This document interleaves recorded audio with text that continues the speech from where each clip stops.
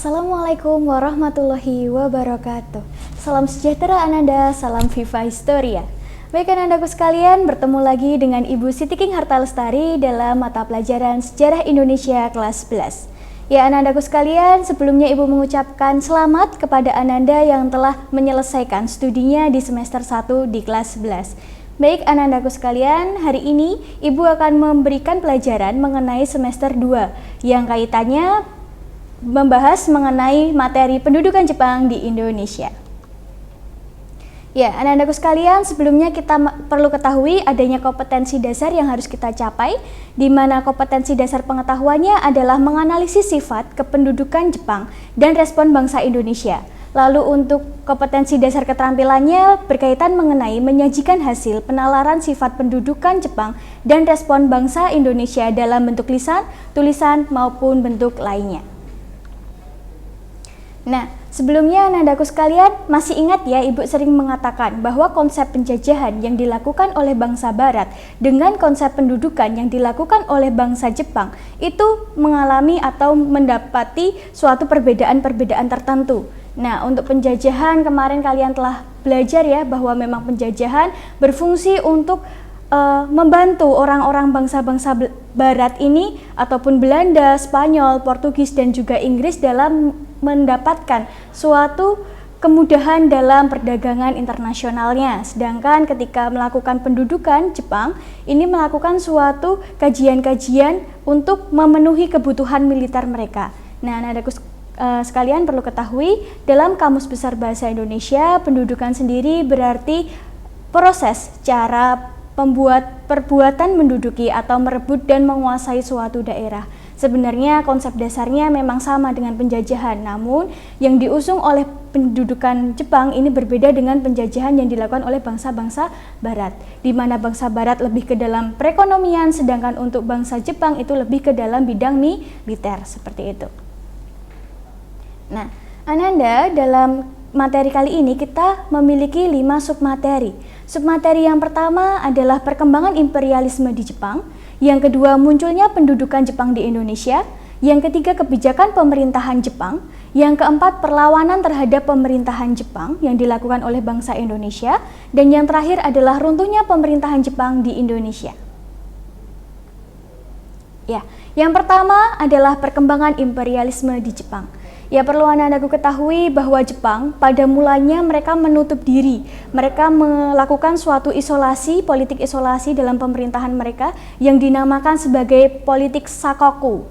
Nah, politik Sakoku itu merupakan politik yang berkembang pada tahun 1639, di mana pada saat itu pemerintahan yang memimpin itu adalah Shogun Tokugawa. Nah, perlu Ananda ketahui, Shogun Tokugawa ini, beliau ini takut bahwa pemerintahan Jepang itu nantinya bisa ikut ataupun terjun mengikuti arus dari politik yang dilakukan oleh Spanyol dan juga Portugis yang mereka membawa ajaran agama Kristiani. Nah, untuk menghalau hal tersebut, makanya Shogun Tokugawa ini melakukan suatu kebijakan politik yang dinamakan Sakoku.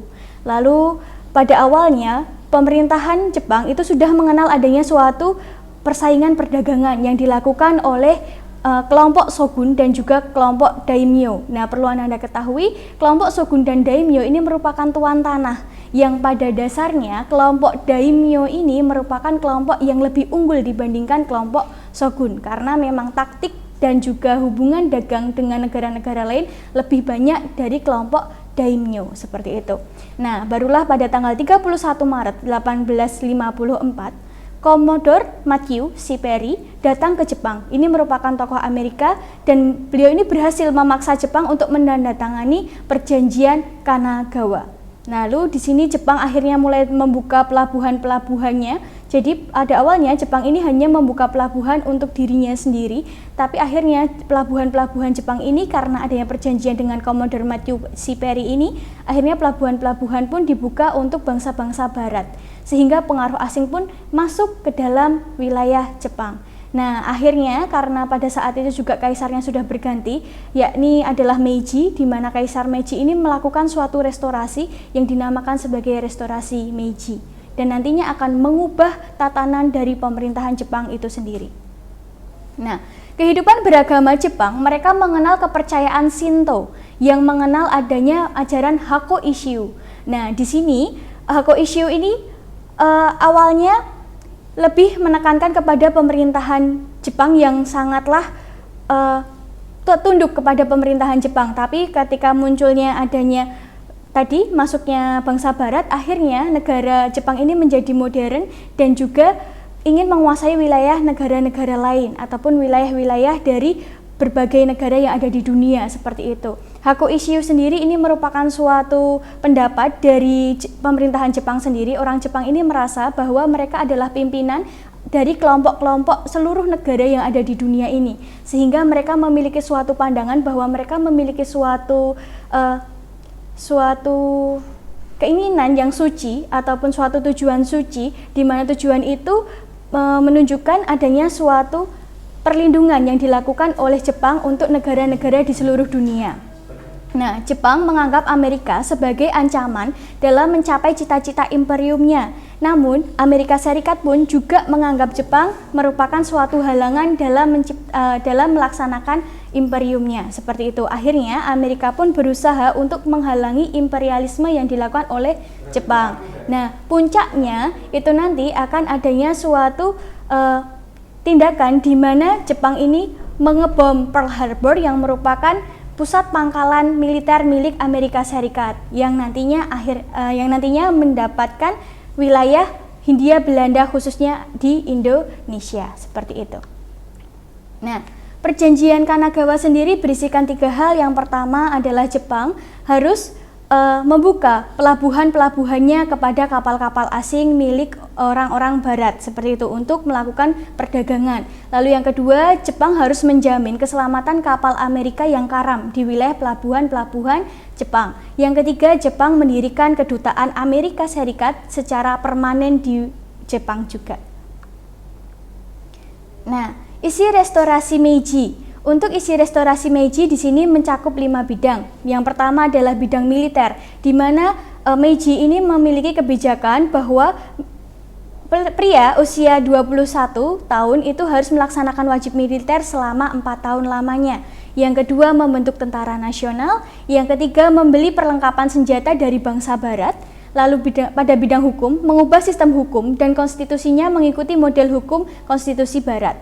Dalam bidang pendidikan, ternyata dari restorasi Meiji ini pendidikan di Jepang ini lumayan meningkat karena pada restorasi Meiji ini dilakukan wajib belajar selama 6-14 tahun, lalu memberikan beasiswa bagi pelajar Jepang yang melakukan pendidikannya di wilayah Barat, serta mendatangkan guru dan konsultan pendidikan dari Barat, lalu menerjemahkan banyak buku ilmu pengetahuan dari Barat ke dalam bahasa Jepang. Nah, pada bidang ekonomi, membangun pabrik industri untuk mengelola SDM dari Jepang sendiri, lalu membangun sarana transportasi dan komunikasi, membangun pelabuhan-pelabuhan, dan juga mendirikan bank-bank yang nantinya bank-bank ini digunakan untuk masyarakat Jepang ini mendapatkan modal usahanya. Dan yang terakhir adanya bidang sosial, di mana bidang sosial ini menghapus 4 kelas dalam sistem sosial masyarakat Jepang, di mana kelas itu awalnya adalah bijaksanawan, petani, seniman, dan juga pedagang, serta menghapus sistem feodalisme dan menggantinya dengan sistem pemerintahan terpusat. Nah, kalau pengen tahu siapa sih Meiji, bagaimana Kaisar Meiji, bisa dilihat gambarnya ada di sebelah kanan. Nah, dari situlah maka muncul adanya niatan dari Jepang untuk menguasai wilayah-wilayah dari seluruh negara, khususnya wilayah Asia tadi ya, Hako Isshu. Nah, di sini upaya menduduki Indonesia dilakukan oleh Jepang setelah mengebom Pearl Harbor yang dimiliki oleh Amerika Serikat. Nah, pada tanggal 11 Januari 1942, di sini Jepang masuk ke Indonesia, di mana Jepang menyerang Hindia Belanda dan berhasil menguasai Kalimantan Timur, Tarakan. Barulah nanti pada Februari 1942, penguasaan dari Jepang ini sendiri melebar ke Pontianak, Banjarmasin, Makassar, Palembang, Bali, Banten, Kragan, Surabaya, hingga Batavia yang termasuk pusat dari VOC itu sendiri dan juga Bandung. Hingga akhirnya pada tanggal 8 Maret 1942, Belanda menandatangani Perjanjian Kalijati yang menyerahkan seluruh wilayah Hindia Belanda kepada Jepang tanpa syarat satupun. Seperti itu. Nah, kebijakan politik pemerintahan Jepang itu dilakukan dari beberapa poin. Yang pertama, Jepang ini membagi wilayah Indonesia menjadi 3 bagian. Nanti akan Ibu jelaskan Angkatan Darat di Sumatera, Jawa, dan juga wilayah Sulawesi dan Maluku. Lalu di sini membagi wilayah Indonesia menjadi 10 karisidenan yang dinamakan Shiu, yang di dalamnya terdapat Kota Prajashi, Kabupaten Ken, Kawedanan Gun, Kecamatan Son, dan Kelurahan Ku. Nah, setelah itu mengangkat tokoh-tokoh politik Indonesia. Nah, perlu diketahui ya, yang namanya Jepang datang ke Indonesia itu terkenal akan propagandanya.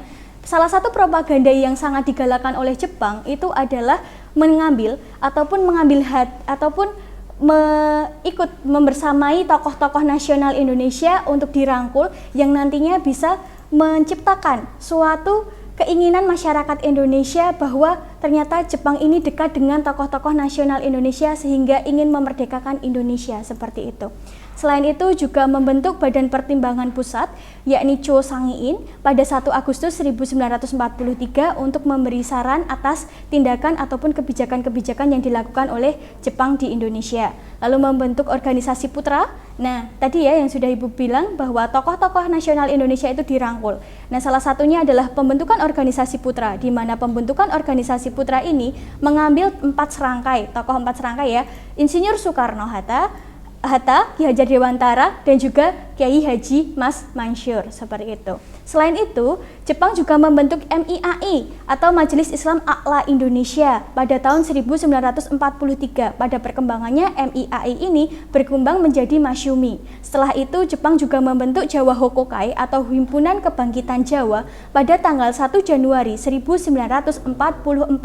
Tugas dari Jawa Hokokai itu sendiri adalah mengumpulkan dana yang diperintah oleh Gunsein Kanbu ataupun staf pemerintahan militer pusat. Selanjutnya adalah kebijakan ekonomi pemerintahan Jepang. Nah, kebijakan ekonomi pemerintahan Jepang ini dibagi menjadi 3 poin, di mana poin yang pertama, bangsa Indonesia dipaksa menanam tanaman jarak, padi, dan juga kina. Jarak untuk apa, Bu? Jarak itu digunakan untuk sebagai bahan baku persenjataan dari bangsa Jepang yang pada saat itu sedang melaksanakan perang Asia Pasifik. Lalu padi untuk pemenuhan kebutuhan para tentara-tentara Jepang. Sedangkan kina ini adalah sebuah tanaman yang digunakan sebagai obat malaria, karena pada saat pendudukan Jepang di Indonesia, malaria ini sedang marak ada di Indonesia. Lalu adanya membentuk Kumiawi atau Koperasi Pertanian. Selanjutnya, sumber daya alam Indonesia dikuras habis untuk kepentingan perang Jepang, lagi-lagi untuk perang. Jadi, kebijakan ekonomi Indonesia yang dilakukan oleh pendudukan Jepang itu mengacu kepada kebutuhan perang yang dilakukan oleh Jepang pada perang Asia Pasifik.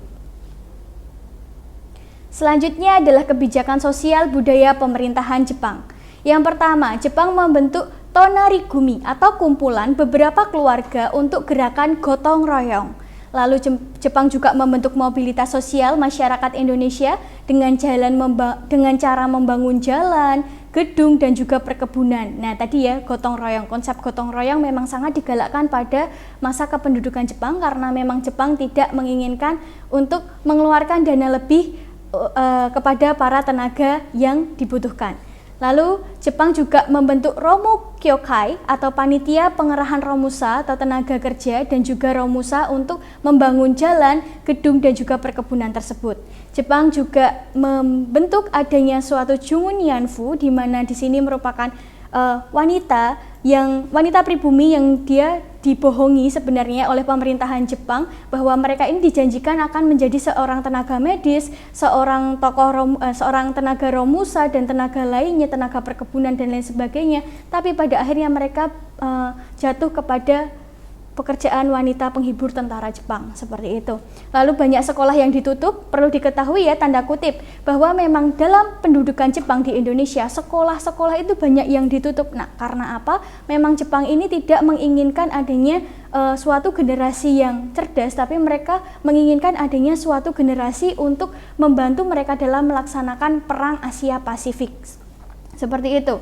Sehingga banyak sekolah-sekolah yang ditutup, khususnya juga perguruan tinggi. Perguruan tinggi baru dibuka lagi pada tahun 1943. Yang salah duanya adalah perguruan tinggi kedokteran adalah Ika Daikaku dan juga perguruan tinggi teknik yakni Koigo Daikaku di Bandung.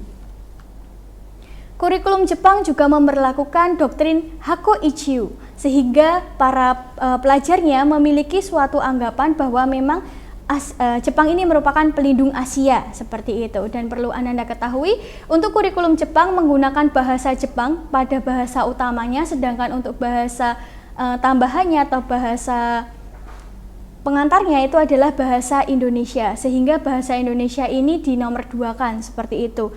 Lalu terjadinya perubahan stratifikasi masyarakat, di mana Jepang ini memberikan doktrin bahwa sangat benci dengan pemerintahan Barat, sehingga semua hal yang berkaitan dengan Belanda, Spanyol, Portugis ataupun bangsa-bangsa Barat yang pernah menduduki di Indonesia itu dihapuskan, sehingga stratifikasi sosial masyarakat Indonesia naik menjadi nomor 2 di bawah masyarakat atau bangsa Jepang itu sendiri. Lalu pemerintahan Jepang mendirikan pusat kebudayaan yang disebut Keimin Bunka Shidoso untuk mengawasi perkembangan kesenian bangsa Indonesia, karena memang kesenian pun itu harus turut mendukung Jepang dalam perang Asia Pasifik.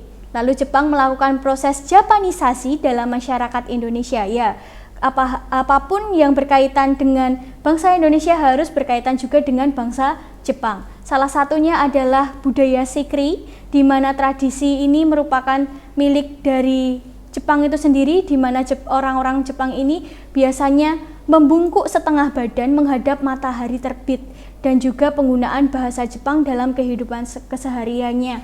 Kalau Anda punya kakek nenek ataupun tetangga dari kakek nenek yang masih hidup, yang pada saat itu merasakan pendudukan Jepang, biasanya mereka masih hafal akan bahasa-bahasa Jepang sedikit demi sedikit, dan juga masih hafal mengenai lagu kebangsaan dari Jepang itu sendiri. Lalu Jepang juga menggunakan film, lagu, karya sastra, dan juga drama sebagai alat propagandanya untuk menarik perhatian masyarakat Indonesia. Selanjutnya adalah kebijakan pertahanan dan militer pemerintahan Jepang. Nah, Jepang membentuk Kempeitai, merupakan polisi rahasia. Nah, polisi rahasia ini sebenarnya digunakan oleh Jepang untuk membantu mereka dalam menguasai ataupun mengatur jalannya rakyat-rakyat bangsa Indonesia, seperti itu. Lalu Jepang juga mendirikan organisasi-organisasi militer yang diantaranya adalah yang pertama, PETA, Pembela Tanah Air. Pasukan ini berisikan orang-orang pribumi Indonesia, di mana PETA ini ditugaskan untuk menjaga Pulau Jawa. Lalu ada Gyugun yang merupakan teman dari PETA, karena memang konsepnya sama dengan PETA, tapi di sini Gyugun ini difokuskan ke wilayah Sumatera. Lalu juga ada Seinindan, dibentuk pada tanggal 29 April 1943, yang terdiri dari pemuda berusia 14 sampai 22 tahun. Lalu juga ada Keibodan. Keibodan ini merupakan barisan pembantu polisi wilayah Jawa. Dan nanti Keibodan juga memiliki teman yang di Sumatera, namanya adalah Bogodan. Dan juga di Kalimantan namanya adalah Sameo Konen Hokokudan, dan pembinanya bernama Ki Mumu. Nah, selanjutnya ada barisan pelopor yang dibentuk pada tanggal 1 November 1944, di mana barisan pelopor ini beda sama yang tadi ya, yang Ibu sudah sebutkan, bahwa tadi kan lebih ke tentara, lebih ke barisan pembantu, sedangkan untuk barisan pelopor ini tokohnya adalah tokoh-tokoh nasionalis. Buktinya apa, Bu? Buktinya diketuai oleh Insinyur Soekarno yang merupakan tokoh nasionalis Indonesia pada saat itu, dan wakilnya ada R.P. Suroso, Oto Iskandar-Dinata, dan juga Dr. Buntaran Martoatmojo. Lalu ada Fujinkai, barisan wanita usia 15 tahun ke atas, di mana Fujinkai ini dibentuk pada bulan Agustus 1943, dengan tujuan untuk mempersiapkan dapur umum dan juga bantuan medis ketika perang, seperti itu. Lalu ada Gakukotai, Laskar Pelajar, yang keanggotaannya terdiri dari pelajar, mahasiswa, dan juga masyarakat umum. Lalu ada Heiho, yakni merupakan barisan cadangan prajurit yang dibentuk pada tanggal 22 April 1943. Tugas awalnya, Heiho ini merupakan pembantu dalam membentuk atau membangun jalan dan juga benteng. Namun pada perkembangannya ketika Jepang ini mengalami suatu kondisi yang terpuruk, akhirnya Heiho ini mereka dikirimkan ke Myanmar untuk membantu Jepang menghalau sekutu di wilayah Myanmar itu sendiri. Dan yang terakhir adalah Hizbullah yang merupakan pasukan khusus pemuda Islam yang dibentuk pada tanggal 15 Desember 1944 yang pusatnya ada di Cibarusa, Bogor, dan Jawa Barat. Ya, perlawanan terhadap pemerintahan Jepang, karena memang sama saja ya, pendudukan Jepang itu juga mendapatkan atau memberikan kesengsaraan yang cukup berat kepada masyarakat Indonesia, di mana perlawanan dibagi menjadi 3. Yang pertama adalah perlawanan kooperatif.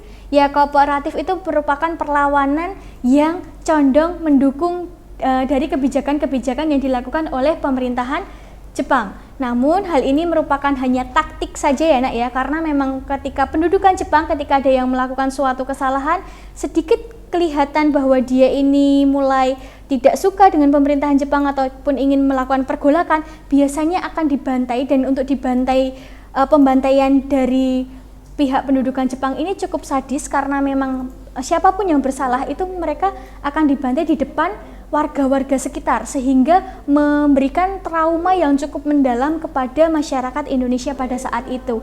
Nah, untuk menghalau kondisi yang seperti itu, akhirnya orang-orang dari Indonesia itu sendiri berusaha untuk condong atau mendukung dari pemerintahan Jepang itu sendiri. Tokohnya adalah Insinyur Soekarno, DRS Mohatta, Kiai Haji Mas Mansur, dan juga Ki Hajar Dewantara yang merupakan 4 serangkai tadi ya, yang merupakan pemimpin dari organisasi Putera. Lalu ada perlawanan bawah tanah.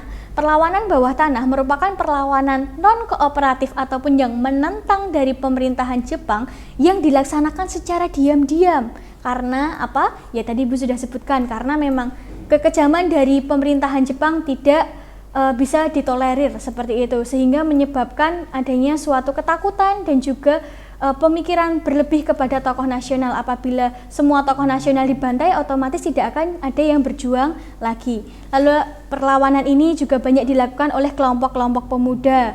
Kelompok-kelompoknya ada kelompok Sukarni, kelompok Sultan Syahrir, kelompok Ahmad Subarjo, dan juga kelompok Pemuda Persatuan Mahasiswa Gabungan dari IKA, Daikagu, dan juga Badan Perwakilan Pelajar Indonesia atau Baperindo.